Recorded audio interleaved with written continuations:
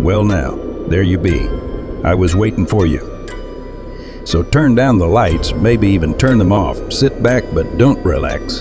In fact, you might want to look behind you before we even get started. Oh, and please don't forget to like and subscribe to Creepy Tales, because you might not get another chance after we get started, know what I mean? And speaking of getting started, your journey into this episode of Creepy Tales starts right now.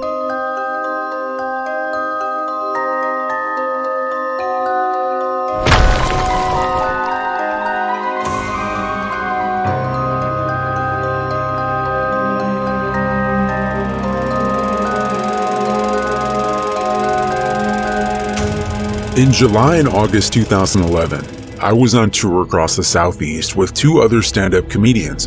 Our hour-long show opened with Chuck, a likable family man that had a talent for getting the audience on our side. I would feature going after Chuck, playing my bass guitar and delivering one-liners. Doug would headline, since he's the most experienced. Doug has tattoos up and down both his arms and a ponytail jutting out from the back of his head. He had no problem getting hecklers to shut the hell up, no matter how drunk or violent they were. Half our shows were pre-scheduled. The rest were guerrilla stand-up shows, as Doug called them. We would stop by a bar, ask if we can do our show, and pass around a tip jar at the end. All we needed was an audience. We had everything we needed in Doug's van: microphone, sound system, we even had lights. Guerrilla shows were generally rowdier than planned shows and didn't do much for us financially, but they helped cover for gasoline. In mid-August, I believe it was the 16th, we were driving through North Carolina. We didn't have a planned show that night and were just looking for a place to perform. The highway we were on was featureless, just one lane heading each way and dense forest hugging the road from either side.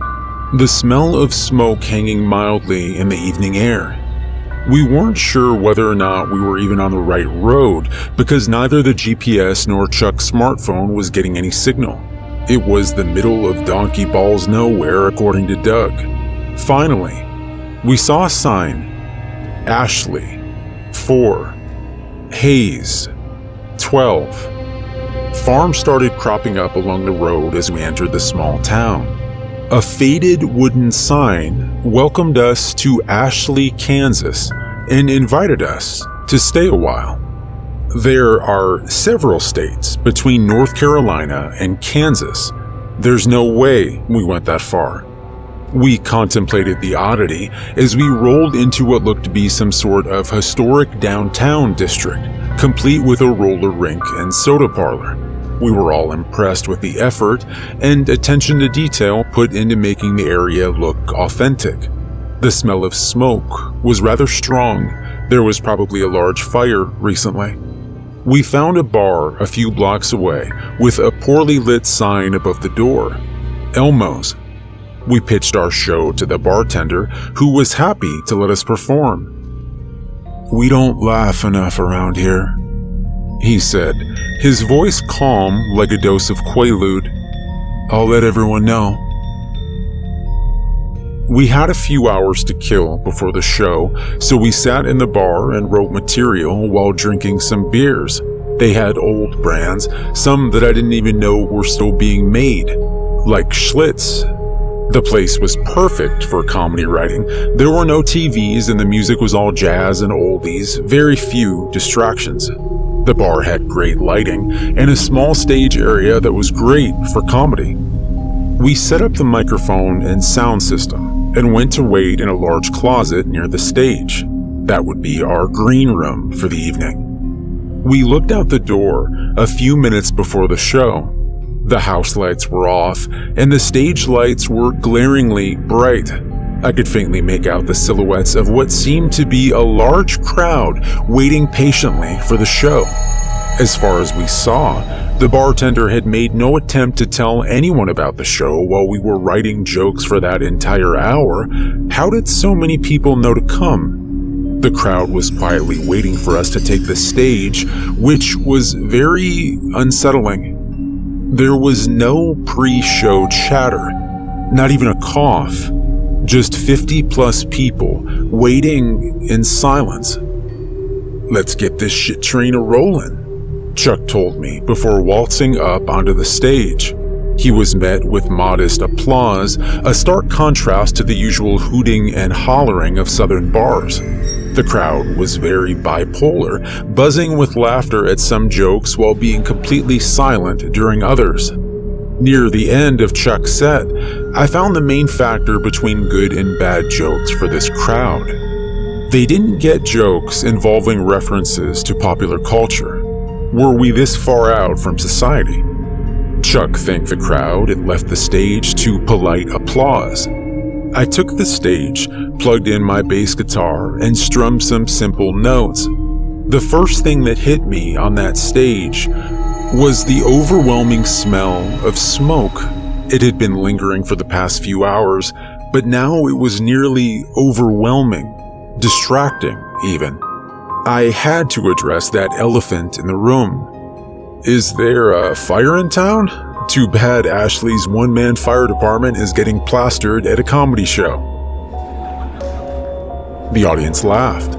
I tried to keep my jokes simple. I even had to use crappy jokes from way back in my first year of comedy. The jokes with references to modern culture were falling flat, just like I'd predicted.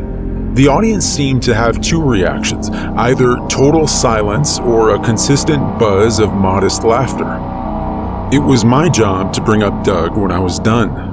"Ladies and gentlemen, that's my time. I'd like to bring up to the stage a very funny man, Doug." Instead of his usual energetic smile and wave to the audience, Doug took the stage and pulled me aside with a serious look on his face. "On the count of 3, run for the back door and get in the van," he whispered to me with a clear quiver in his voice. "What about the speakers?"